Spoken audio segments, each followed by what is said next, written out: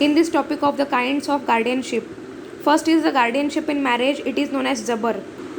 Second is the guardianship of a person of a minor, it is known as Hizanat. In that there are three types: mother and a relation. Second is the father and his relations. And third is the husband. This topic we have already seen in the previous video.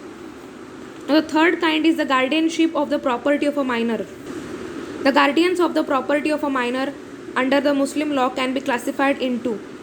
So the guardianship of the property of a minor, first is the legal guardian. Legal means the legal guardian of the property of a Muslim minor means the legal guardians are the father, the executor means wasi, appointed by the father, then the father's father, and the executor appointed by the father's father. These are the legal guardians.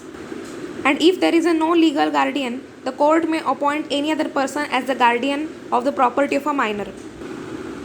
So in this third kind, guardianship of the property of a minor, first is the legal guardian. Second is the guardian appointed by the court, means it is known as certified guardian.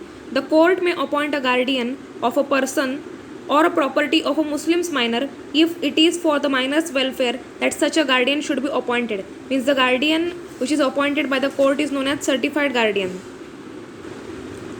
A guardian without taking the permission of the court cannot either mortgage or charge or transfer of a sale, buy sale, gift, exchange or any other part of the property.